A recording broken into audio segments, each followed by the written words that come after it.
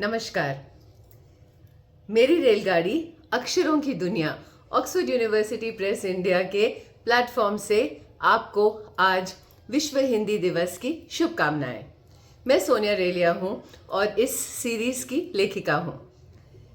मुझे हर वक्त लगता था कि मैं बच्चों के लिए ऐसी कहानियां बुनूं अक्षरों को और भाषा को सिखाने के लिए जो उनके आसपास के वातावरण से ली गई हों। और मैं आपको आज 2 अक्षरों की कहानियां सुनाऊंगी मेरी रेलगाड़ी से, और कोशिश करूंगी कि बहुत आसानी से आपको बच्चों को कैसे कहानियां सुनानी है वो मैं बता पाऊँ। तो चलिए पहले हम ठ से ठेले की कहानी सुनते हैं। तो देखो, सुबह हुई, ठ से ठेले वाला आया। उसने आवाज लगाई, ठेले वाला आया, सब्जी ले लो, फल ले लो। और सब बाहर आ गए। दादा दादी, नाना नानी, चाचा चाची, ताया ताई, भुआ फूफा, मौसा मौसी, भैया भाभी सब वहां पर आए और सबने कहा पाव पाव भर तोल देना सब्जी और दाम ठीक लगाना।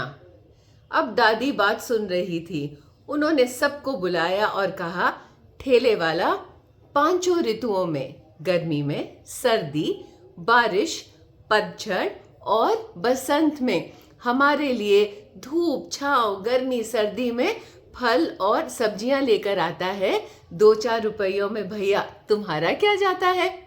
सबको बात समझ में आई, क्योंकि ठेले वाला ये 2-2, 4-4 रुपए जो हम कम कराते हैं उन सबको जमा करके अपने घर, अपने बच्चों के लिए भी तो कुछ ले जाता है। तो जब आप ठ से ठेले की कहानी बच्चों को सुनाते हैं तो उसको ठेले वाले की जो मेहनत है उसके बारे में भी आपने बता दिया। घर के जितने परिवार के सदस्य हैं उनके नाम बता दिए आपने, ऋतुओं के नाम बता दिए, और आप फल और सब्जी वो बता सकते हैं जो उस वक्त आपके आसपास उस सीजन में या उस टाइम पर मिलती हों। और बच्चों के जो पसंदीदा सब्जी और फल हैं उनका नाम बता दिया। तो एक कहानी में बहुत कुछ हो सकता है। अब दूसरी कहानी आई, थ से थैले की कहानी। नानी और दादी ने मिलके कपड़ों के थैले बनाए। सबको थैले दिखाए तो सबने कहा कि नानी और दादी, हम तो यूं ही बाजार चले जाते हैं और प्लास्टिक की थैली में हम सामान ले आते हैं। नानी दादी को पता था कि किसी दिन सबको बात समझ में आएगी, तो उन्होंने थैलों को तय लगाया। फिर प्लास्टिक की थैलियों ने हाहाकार मचाया, पर्वत की चोटियों पे चल गए, उनको जानवरों ने खाया। तब सबको समझ में आया कि दादी और नानी ने क्यों बनाया था कपड़े का थैला। कोई अपनी पुरानी जीन्स ले आया, किसी ने अपना दुपट्टा निकाला, और दादी और नानी ने काट काट के सबके लिए एक एक थैला बनाया।